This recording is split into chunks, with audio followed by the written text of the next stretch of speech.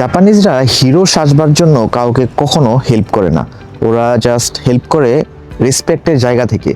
অনেকেই আমাকে প্রশ্ন করে এরকম যে ভাইয়া জাপানিজরা কি রুড নাকি ওরা আপনার ফরেনারদেরকে অ্যাভয়েড করে বা সবাইকে অ্যাভয়েড করে। এই বিষয়ে আমি বলতে চাই, আমি যখন জাপানে আসি আমি ভাষা টাষা কিছুই জানতাম না।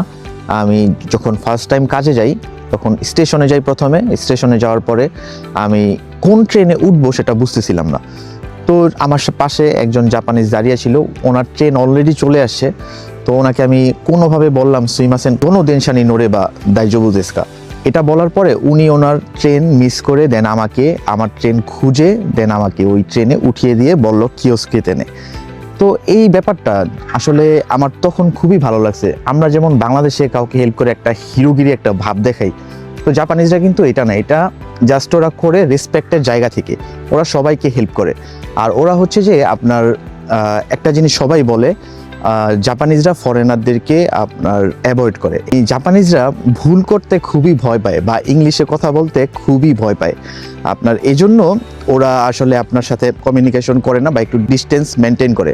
কিন্তু আপনি যদি ইংলিশে না বলে ওদেরকে কোনিচিওয়া কিওয়া সামুই দেসনে এসব বলেন, তাহলে দেখবেন ওরা ওপেন হয়ে গেছে আপনার সাথে কথা বলবে। আরেকটা কাহিনী বলি, সেটা হচ্ছে আমি রেস্টুরেন্টের মধ্যে হঠাৎ আমি একটু অসুস্থ হয়ে যাই।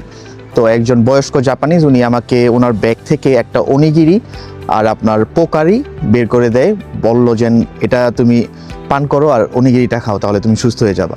তো খাওয়ার পরে উনি আমাকে যাওয়ার সময় আবার বললো ওদাই জিনি।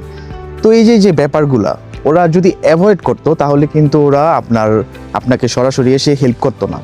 আর ওরা কোনো হিরোগিরিও দেখায় না, ওরা জাস্ট রেসপেক্টের জায়গা থেকে আপনাকে হেল্প করে।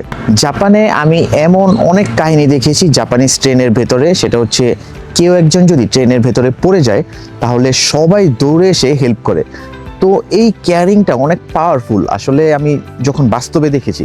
আর এছাড়াও ধরেন রাস্তার মধ্যে কেউ পড়ে যায়, সবাই তখন দৌড়ে আসে, বা একটা কোনো বিপদ হলে সবাই একসাথে এগিয়ে আসে, যে জিনিসটা বাংলাদেশে কিন্তু একদমই নেই বললেই চলে। আর হচ্ছে যেমন ধরেন আপনার সিটি অফিসে আমরা বাংলাদেশিরা বা ফরেনাররা কিন্তু জাপানিজ ভাষার অত একটা বেশি বুঝি না যখন নতুন নতুন আসি।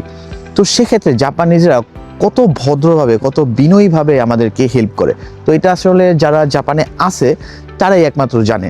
এই জন্য আপনি যেটা মনে করতেছেন জাপানিজরা কি আসলে হেল্প করে নাকি ওরা আপনার ফরেনারদেরকে অ্যাভয়েড করে, তো এই জিনিসটার জন্য আপনি আসলে নিশ্চিন্তায় থাকতে পারেন, কারণ জাপানিজরা অনেক হেল্পফুল হয় আপনি যদি জাস্ট ইংলিশের জায়গায় কোনিচিওয়া দিয়ে শুরু করতে পারেন। তো আজকের ভিডিওতে জিনিসটা আশা করি আপনাদের ক্লিয়ার হয়েছে। জাপানে যারা নতুন আসবেন ভয়ের কিছু নাই, ঠিক আছে, জাস্ট জাপানিজটা জেনে আসুন, দেখবেন জাপানটা কত সুন্দর আপনার কাছে।